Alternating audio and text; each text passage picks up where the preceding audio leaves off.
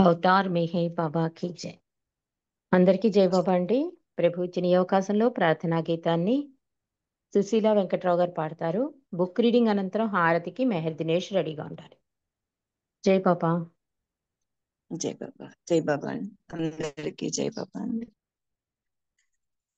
నమో మెహర్ బాబా Avatar నమో దేవదేవా ప్రభు నమో మెహర్ బాబా Avatar నమో దేవదేవా అపార దివ్యా కృపా సాగర అపార దివ్యా కృపా సాగర సకల చరాచర జగదోద్ధార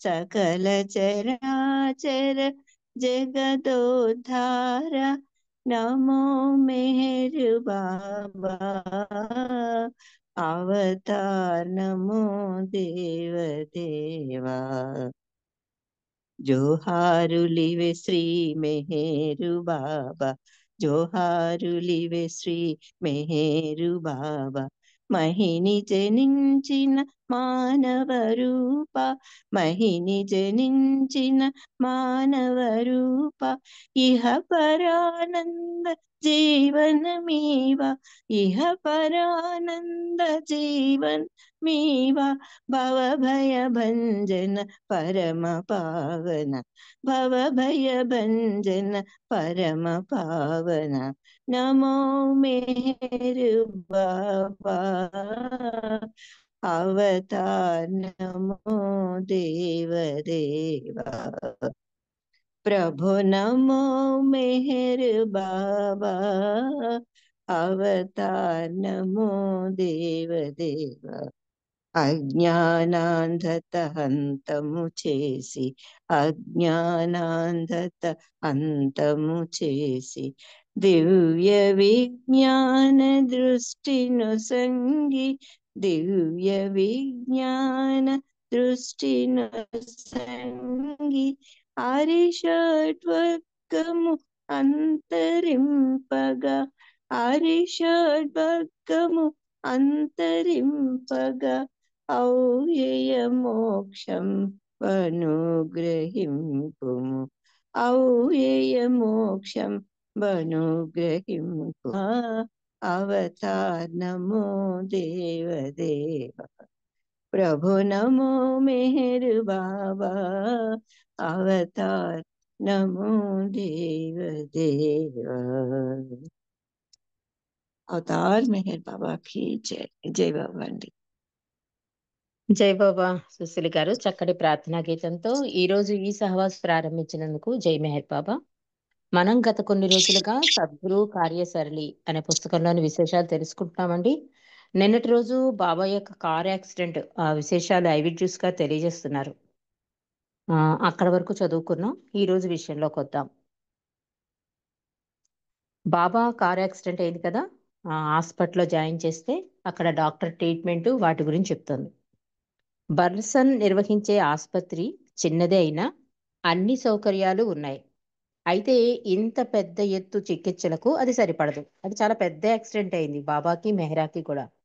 మెహ్రా తల గాయానికి చికిత్స చేయడం కోసం బ్రెయిన్ స్పెషలిస్ట్ ని, ఎలిజబెత్ విరిగిన ఎముకలు సరిచేయడానికి బోన్ స్పెషలిస్ట్ ని పిలిపించారు. ఎలిజబెత్ డాక్టర్ కోసం 2 గంటలు వేచి ఉంది. ఈ నలుగురు భారతీయ అతిథులకు సరైన వైద్యం చేయమని, ఖర్చులను నేను భరిస్తానని డాక్టర్కి చెప్పాను. ఐవిడ్యూస్ చెప్తున్నారు. ఆ చిన్న హాస్పిటల్, అందులో పెద్ద యాక్సిడెంట్లకి ఏం చికిత్సలు సరిపడా లేదు, కానీ తెప్పించాను అంటున్నారు. అంటే బ్రెయిన్కి సంబంధించి, బోన్కి సంబంధించి ఈ స్పెషలిస్ట్ని పిలిపించాను అని చెప్తున్నారు. డాక్టర్ గారి గదిలో పరుండిన బాబా దయచేసి మంచం ఏర్పాటు చేయమన్నారని చెప్పాను. డాక్టరు కళ్ళజోడు తీసి నాకేసి ప్రశ్నార్థకంగా చూశాడు. దయచేసి అని ఆయన అన్నారని ఎలా అంటున్నారు అని నన్ను ప్రశ్నించాడు డాక్టర్. అంటే బాబా మాట్లాడరు కదా, మరి దయచేసి అన్న మాట వాడింది కదా జ్యూసు, ఇది ఎలా కనుగొనగలిగారు? ఆయన దయచేసి అన్నారని మీరు ఎలా చెప్పగలుగుతున్నారు అడిగాడు డాక్టరు. జ్యూస్ అంటున్నారు, నాకు నవ్వొచ్చింది. బాబా సంజ్ఞలు మాకు అర్థమవుతాయి అని నేను చెప్పాను. బాబా యమ బాధపడుతున్నారు. ఊపిరి కూడా కష్టమవుతోంది. రానో బాబా తల దగ్గరే కూర్చుంది. మేము గదిలోకి ప్రవేశించిన ప్రతిసారి తన వాచిన మొహం, గాయాలు మాకు కనబడకుండా ఉండేందుకు బాబా రుమాలుతో మొహం కప్పుకునేవారు. కేవలం కళ్ళు మాత్రమే మాకు కనిపించేవి. అంటే అపరిమిత బాధను అనుభవిస్తూ కూడా ఆయన నోరు మెదపలేదు. ఎలా అంటే బలికి తేబడిన మేకపిల్లల, కోత వెయ్యబడానికి సిద్ధమైన గొర్రెల, కసాయివానికెదురుగా నోరు విప్పలేదు అన్నట్టున్నట్టు బాబా.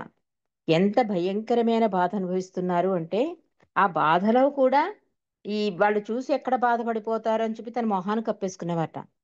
బాబా కళ్ళు క్రీస్తు ప్రభువుని కళ్ళలా కనిపించాయి. నేను డేలియా మణిని చూసుకుంటూ ఆహారం తినిపించేవారం. కిట్టిడేవి రాత్రింబవళ్ళు ఎలిజబెత్ని, మెహరాని కనిపెట్టుకు ఉండేది. కొద్దిసేపు ఇద్దరి మంచాల మధ్య నేల మీద పరుండి కునుకు తీసేది. ఆ ఇద్దరినీ వదలకుండా ఉండమని బాబా తనను ఆదేశించారని చాలా ఏళ్ల తర్వాత కిట్టిడేవి మాకు చెప్పింది. ఇంత జాగ్రత్తగా చూసుకుంటున్నా కిట్టి నరుసును పిలవడానికి వెళ్ళిన కొద్ది సమయంలో మెహ్రా మంచం మీద నుంచి లేవపోయి కింద పడిపోయింది. తలకి మళ్ళీ దెబ్బ తగిలింది.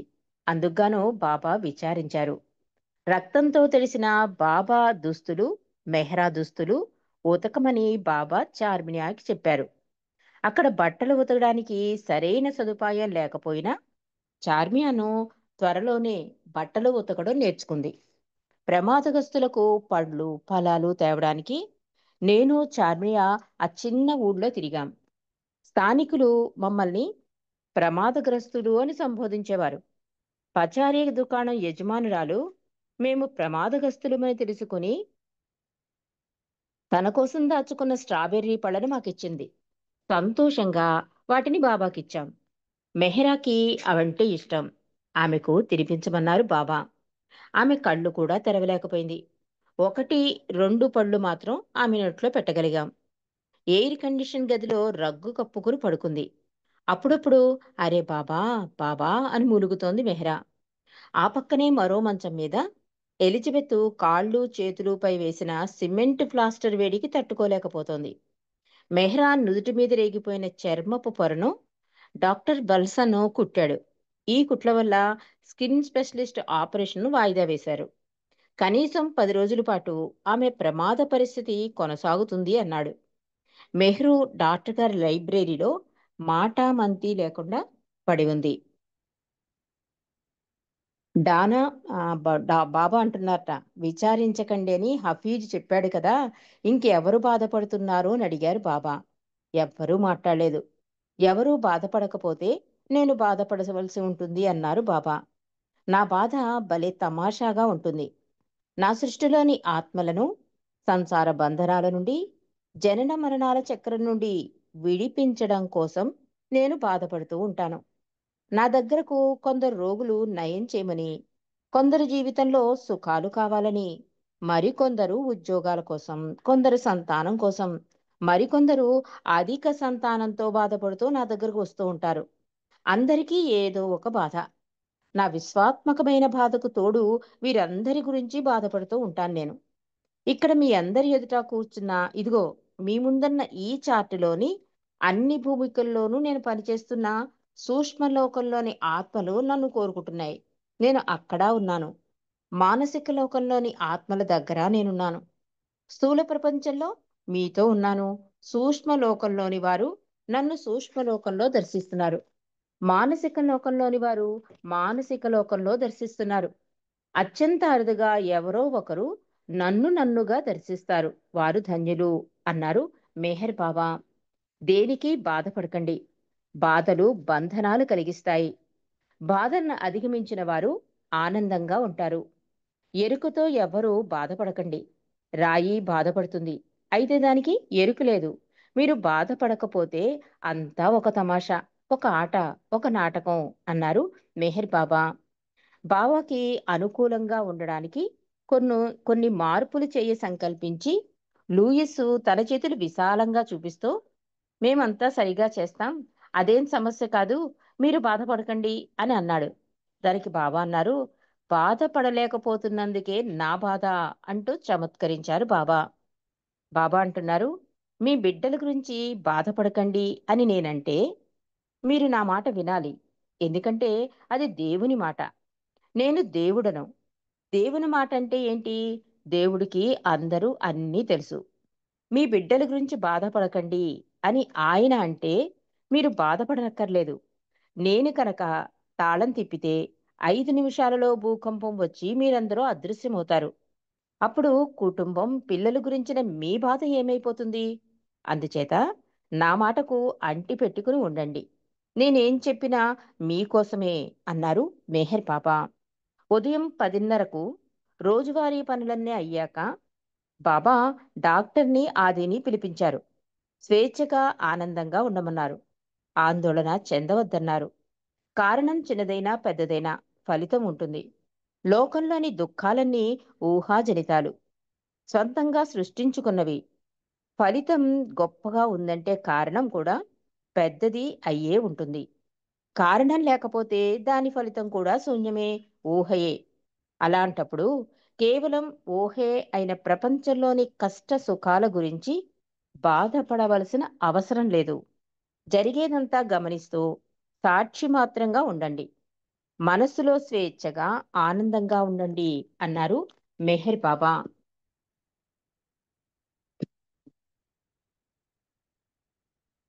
సరూషు, డెలియా, చార్మియాను నేను, ఆ తర్వాత మణి ఆ ఊళ్ళోని సిటీ కేఫ్ అనే రెస్టారెంట్లో భోజనం చేసేవాళ్ళం. ఆ ఊళ్ళో పూలు దొరకడం లేదని నేను అన్న మాటలు విని ఆ రెస్టారెంట్ యజమాని తన తోటలోని మ్యాగ్నోలియా పూలు కోసి ఇస్తానంటే కారులో వెళ్ళాం. ఆ పూలు తెచ్చి బాబాకి సమర్పించాం. మళ్ళీ బాబా వాటిని మెహ్రాకు పంపించారు. ఈసారి కూడా ఆమె వాటికేసి చూడలేకపోయింది. ఆ తరువాత పలుచోట్ల నుండి భక్తులు పంపిన పూల గుత్తులు వచ్చిపడేవి. నేను ఎలిజబెత్ ఐస్ ముక్కలు తినిపిస్తున్న సందర్భంలో నన్ను చూసి, బాబా నిన్ను పిలిచారంటే ఎంత అదృష్టవంతురాలువో గ్రహించావా అంది ఎలిజబెత్ నాకేసి చూసి. ఎంతో మంది బాబాను సేవించడానికి ఆరాటపడుతూ ఉంటారు అంది. అవును, నాకు తెలుసు అన్నాను నేను ఎలిజబెత్తో. ఎలిజబెత్ వేడికి తట్టుకోలేక చాలా బాధపడింది. చివరికి డాక్టర్లు ఆమె కట్లు విప్పి ప్లాస్టర్లు తొలగించారు. మళ్ళీ ఎక్స్రేలు తీశారు. ఎన్నో పక్కటెముకలు విరిగినట్టు గ్రహించారు. చాలా రోజుల తర్వాత సౌత్ కరోలినాలోని సర్జనులు ఎలిజబెత్ మెడ ఎముకలోంచి పెద్ద సూదిని వెలికి తీశారు. వారికి ఆశ్చర్యంతో నోట మాట రాలేదు. ఎందుకంటే ముఖ్య రక్తనాళానికి చాలా దగ్గరలో ఎముక విరిగింది. అటువంటి ప్రమాదకర స్థితిలో ఆమె అసలు ఎలా కదలగలిగింది అని ఆశ్చర్యపడ్డారు డాక్టర్లు. ఎలిజబెత్ అంటుంది, బాబా భక్తుల్ని ప్రమాదపు చివరి అంచు దాకా తీసుకెళ్తారు. కానీ లోపలికి తోసేరు, అంటే మొనగనియ్యరు అని చెప్తోంది. అంటే మనం తట్టుకోలేని కష్టాలనివ్వరు అని అర్థం. నిజానికి బాబా ఎలిజబెత్ని, మెహ్రాను ప్రమాదపు అంచుల దాకా తీసుకెళ్లారు. ఆయన మాత్రం అన్ని వైపుల నుండి పోరాడారు. ఆయన పనులు ఎవ్వరికీ తెలియవు. నా అభిప్రాయంలో ఈ ప్రమాదం ద్వారా మా దేశం యొక్క కర్మలకు ప్రాయశ్చితం కలిగించడానికి తనను ఆహుతి చేసుకున్నారు అనిపిస్తుంది. లేదా భవిష్యత్తుకి ప్రణాళికలు సిద్ధం చేసుకుంటున్నారు అనుకుంటున్నాను. అదేవిధంగా ప్రపంచవ్యాప్తంగా స్త్రీలకు విముక్తి కలిగిస్తున్నారని భావించాను. ఎందుకంటే ఇప్పటి వరకు మెహ్రా ఎప్పుడూ పురుషుల కంట పడకుండా ఏకాంతంలో గడిపింది. ఈ ప్రమాదం తర్వాత బాబా నెమ్మది నెమ్మదిగా ఆమెను బాహ్య ప్రపంచానికి పరిచయం చేసాగారు. ఈ మండలి విధేయత అంటే అండి, అంత యాక్సిడెంట్లో కూడా ఎలిజిబెట్టి జ్యూస్ ఎవరు అడుగుతారండి బాబాని. బాబా మరి ఇక్కడ మగ డాక్టర్లు ఉన్నారు, మెహరాని చూడొచ్చా అంటే బాబా ఎస్ పర్వాలేదంటారు. అంటే అక్కడ కూడా ప్రభువుకి ఎంత విధేయత చూడండి. ఆయన ఎవరు పురుషులను ఎవరిని చూడకూడదని ఆర్డర్ ఉంది కదా మెహరా మరి. మరి ఇప్పుడు పరిస్థితిలో అక్కడ డాక్టర్ పురుషుడే అయ్యున్నాడు. కాబట్టి చూపించచ్చా అంటే బాబా ఓకే అయ్యాక అప్పుడు అతను వచ్చి మెహరాని ట్రీట్మెంట్ ఇస్తాడనమాట. అందుకని చెప్తోంది ఎలిజబెత్, బాబా ఎప్పుడూ కూడా ప్రమాదపు అంచుల దాకా తీసుకెళ్తారు గాని అందులో మునగనివ్వరు. ఆయన సహాయ సహకారాలు అందుతాయి. ఒకవేళ అది జరిగినా కూడా ఒక రకంగా మానవాళి శ్రేయస్సు కోసమే అది జరిగి ఉంటుంది. అలాగే ఈ ప్రాక్పశ్చిమ ఈ మా దేశం యొక్క కర్మల ప్రాయశ్చితం తీర్చడానికైనా అవ్వచ్చు, భవిష్యత్తు ప్రణాళికల కోసమైనా అవ్వచ్చు, లేదా స్త్రీల యొక్క అంటే అప్పట్లో స్త్రీలకు ఎక్కువ కట్టుబాట్లు అవి ఉండేవి కదా. ఈ మెహ్రాన్ ఇలా పరిచయం చేయడం ద్వారా ఆ స్త్రీల యొక్క ఆ విముక్తికి కూడా వాళ్ళు ప్రపంచవ్యాప్తంగా స్త్రీలకు విముక్తి కలిగిస్తున్నారేమో అనిపించింది నాకు అని చెప్తోంది జ్యూసు. తర్వాత బాబా నెమ్మది నెమ్మదిగా ఇలా మెహ్రాను బాహ్య ప్రపంచానికి పరిచయం చేశాగారు. తన కూటమిలోని ఈ ఇద్దరి స్త్రీలను మాయను ఎదిరించి పోరాటానికి అవతార పురుషుడు వినియోగించుకున్నారు. మెహ్రా ద్వారా ప్రపంచ వ్యాప్తంగా స్త్రీ జాతికి మాయాబంధనాల నుండి విముక్తి కలిగించారు బాబా. అదేవిధంగా ఎలిజబెత్ ద్వారా పశ్చిమ దేశ స్త్రీలకు విముక్తి కలిగించారు అని భావించవచ్చు. ఈ ప్రమాదం ద్వారా వైద్య రంగంలో కూడా బాబా అనేక ప్రయోజనాలు సాధించారని చెప్పవచ్చు. అనేక రంగాలలో ఆరితేరిన వైద్యుల ద్వారా ఒక్లహోమా, మిట్టిల్ beach, Duke University, New York, London, Switzerland, భారతదేశాలలో వివిధ రకాల ఆసుపత్రులలో చికిత్స స్వీకరించి ఎన్నో మార్పులకు పునాదులు వేశారు బాబా. గతంలో 30వ దశకంలో సినిమా రంగంలో పరివర్తన కోసం కార్యక్రమం నిర్వహించారు కదా, అలాంటిదే అంటున్నారు జ్యూసు. గతంలో ఎలిజబెత్ బాబాతో కలిసి ఒక ఉద్యానవనంలో విహరిస్తున్నప్పుడు ఒక పువ్వును కోసి ఇచ్చి దాన్ని భద్రపరచుకోమన్నారు. ఆ తారీఖు రాసి పెట్టుకోమన్నారు. సరిగ్గా అది మే నెల 24వ తారీఖు. బాబా ప్రేగ్ ఆసుపత్రిలో ఉన్న రోజుల్లోనే అక్కడ ఒక బాలుడు జన్మించాడు. అవతార పురుషుని సాన్నిధ్యంలో జన్మించిన అతడెంతటి అదృష్టవంతుడో కదా. బాబా తరచూ నాకు, చార్మియాకు బాధపడవద్దు అని కబురు పంపిస్తూ ఉండేవారు. నేను బాబా దగ్గరికి వెళ్ళి నేను సంతోషంగా లేకపోయినా వ్యాకుల పడటం లేదని చెప్పాను. ఒక్క నిమిషం. ఎందుకంటే పరిస్థితులన్నిటినీ ఆయన పూర్తి అదుపులో ఉంచారని భావించాను. అంగీకార సూచకంగా తలాడించారు బాబా. ఈ సందేశాల ద్వారా బాబా మాకు వ్యాకుల పాటలను పంచుతున్నారని చార్మియాన్ గ్రహించింది. ఈలోగా ఎలిజబెత్ కొన్ని సమస్యలను పరిష్కరించవలసి ఉంది. ముఖ్యంగా ఇన్సూరెన్స్ విషయంలో టెలిగ్రాములు పంపించింది. ఆమె చేతివేళ్ల కదలికలు లేనందున ట్రావెలర్స్ చెక్కుల మీద సంతకం చేయలేకపోయింది. అందుకుగాను బ్యాంక్ అధికారిని ఆమె దగ్గరకు రప్పించి అతని సమక్షంలో ట్రావెలర్ చెక్కులను మార్పించారు. చూడు, నా వేళ్లు చచ్చుబడిపోయాయి అని నా చెవిలో చెప్పింది ఎలిజబెత్. తర్వాత వేళ్లు నయమయ్యాయి. కానీ ఇదంతా కూడా బాబా దివ్య ప్రణాళిక ప్రకారము జరుగుతోందని మనం గ్రహించాలండి. అంటే 24th ఎప్పుడో ఆ, దగ్గర దగ్గర ఒక 20 ఏళ్ల బాబా మే 24వ తారీఖున ఒక పువ్విచ్చి ఎలిజబెత్ని దాచుకోమండం, డేట్ గుర్తు పెట్టుకోమండం, ఇదంతా ఆయన ప్రణాళికలో భాగమే అని చెప్తోంది జ్యూసు. అంతేకాకుండా ఇన్ని ప్లేసుల్లో ట్రీట్మెంట్ బాబాకి జరిగింది అంటే ఒక రకంగా వైద్య రంగంలో చాలా గొప్ప మార్పులు తీసుకురావడానికే బాబా చేసిన ప్రయత్నం అని చెప్తోంది. అంతేకాకుండా బాబా హాస్పిటల్లో ఉన్నప్పుడు ఒక బాలుడు జన్మించడం నిజంగా ఎంతో అదృష్టవంతుడు. తరచూ బాబా అస్తమాడికి మీరు బాధపడకండి అనేవారు.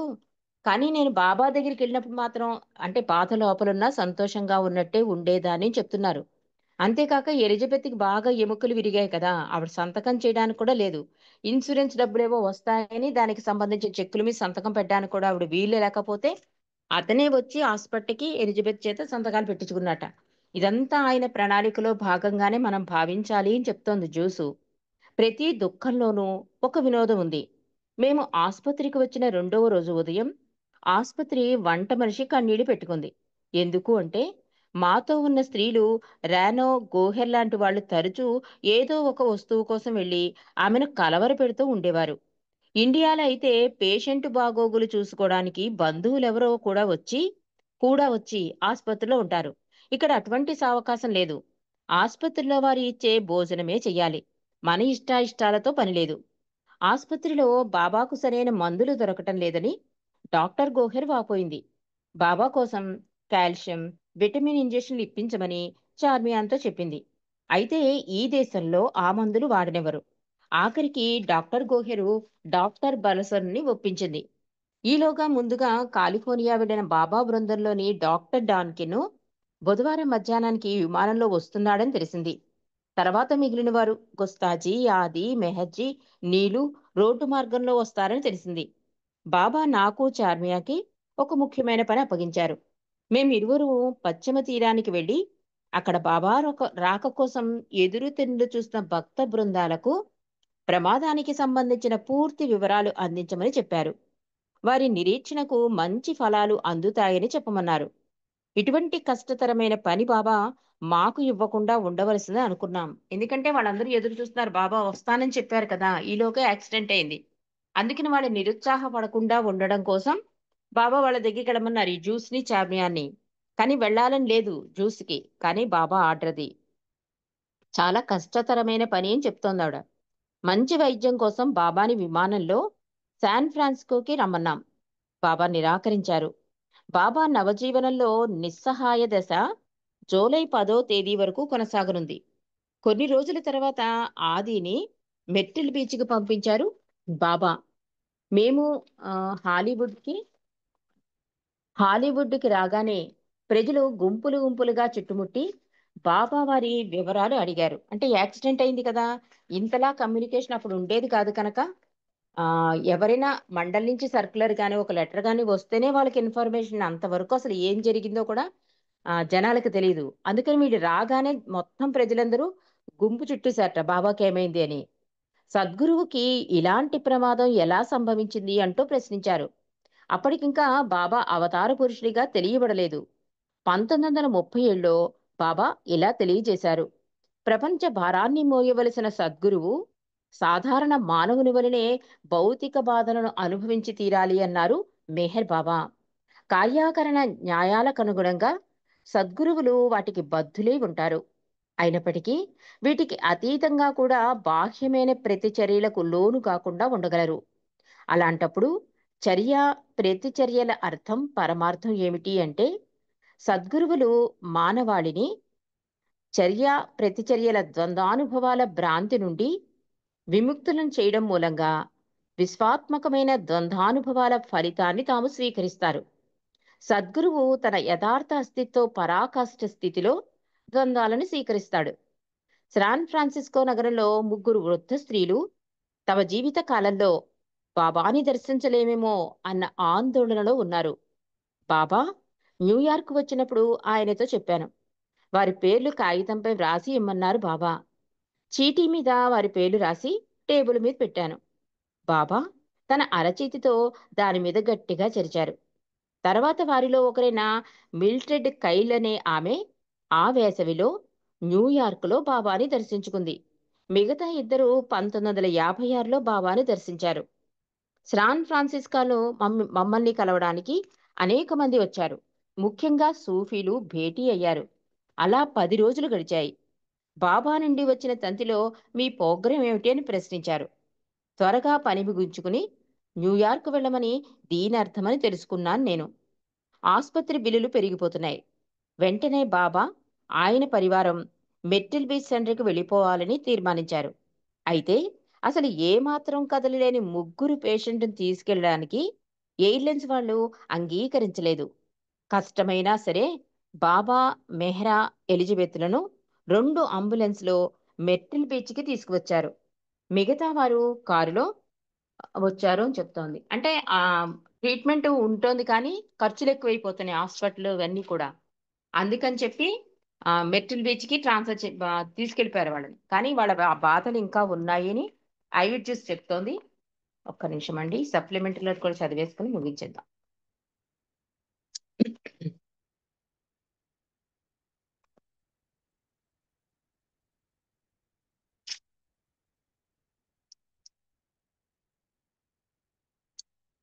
బాబా నాసిక్ ఆశ్రమంలో ఉన్నప్పుడు ఐవిడ్యూస్ చెప్తోంది. రువానో బోగిస్లావ్ రానోగేలి, రానో గారి తల్లి. ఈ ముగ్గురు ఒకరినొకరు విడిచి ఉండేవారు కాదు. దానికి కారణం ఒక జన్మలో బాబా ఈజిప్టు దేశంలో గురువుగా ఉన్నప్పుడు రువానా ఈజిప్ట్లో ఒక పురుషునిగా ఉండేది. రానోగేలి, రానో గారి తల్లి రువానో కుటుంబ సభ్యులని బాబా చెప్పారు. అంటే ఒక సందర్భంగా బాబా చెప్పిన విషయాన్ని ఈవిడ ఇక్కడ చెప్తున్నారు. అంతేకాకుండా బాబా అంటున్నారు, నేను అమితంగా అలిసిపోయాను, అనంతమైన అలసటతో అలిసిపోయాను, కానీ నా కార్యక్రమం మాత్రం పరిపూర్తి కావాలి అని బాబా అన్న విషయాన్ని కూడా ఇక్కడ జ్యూస్ గా తెలియజేశారండి. మరి నెక్స్ట్ అధ్యాయమైన స్వస్థత, అది దాని గురించి తెలుసుకుందాం. ఇప్పుడు మనం ముగించిన ఏంటంటే ఆత్మాహుతి, అంటే ఎంత పెద్ద కార్ యాక్సిడెంట్ తెలిసి ఆ దివ్య ప్రణాళిక ప్రకారం ప్రభువు చేయించుకున్నాడు అన్నది తెలిసింది. ఇప్పుడు ఆయన స్వస్థత, మళ్ళీ ఆయన ఎలా రికవర్ అయ్యారన్న సంగతి కూడా మనకి ఈ అధ్యాయంలో 9వ అధ్యాయంలో జ్యూస్ తెలియజేస్తున్నారు. అది రేపు మనం తెలుసుకుందాం. అవతార్ మెహర్ బాబా కీ జై. జై బాబా దినేష్. जय बाबा। अवतार मेहर बाबा की जय। सनातन पुरुषुडवु नीके प्रभुमा मन सुहार तुलो पलुकके एदलु दोचिननी किवेमा प्रेमहार तुलो सनातन पुरुषुडवु नीके प्रभुमा मन सुहार तुलो पलुकके एदलु दोचिननी किवेमा प्रेमहार तुलो प्रभुनी प्रेम के वसमय समस्तमु नीवे अन्नामु सदानी नाम स्मरणमुलो इलागे ब्रतुकुచున్నాము मेहरमा तत्व मेरी गिननी की वेमा मन सुहार तुलो प्रेम तो आदरिंचिननी की वेमा प्रेम हार तुलो కనులలో నిండిపోయేను నీ రూపం మందహాసముతో కనగనిను పండిపోయేను మాతపన నీదు చింతనతో అనంత ప్రేమమయుడవు నీకివేమా मन सुहार तुलो अनादिगा अवतरिंచిన నీకివేమా ప్రేమహారతులు ఎలాగో నిన్ను చేరుటకే కదా మా ప్రాకులాటంతా అలాగని శోధనము చేస్తే ప్రభుమా ఊపిరణెంత పరాత్పర పరమ పావన నీకివేమా ప్రేమహారతులు అగోచర ఆదియంతములేని నీకే मन सुहारतुलो सनातन पुरुषुडवु नीके प्रभुमा मन सुहारतुलो पलुकके ఎదలు దోచిన నీకివేమా ప్రేమహారతులు అవతార్ మెహర్ బాబా की जय జై బాబా అమ్మా థ్యాంక్ యూ అందరికీ జై బాబా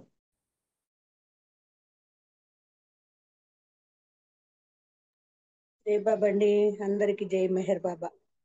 జై బాబా దినేష్, అందరికీ జై బాబా అండి. అందరికి జై బాబా. జై బాబా బాబా అండి అందరికీ. అందరికీ జై బాబా, జై అందరికీ జై బాబా. బాబా జై అందరికీ జై బాబా. బాబా అండి.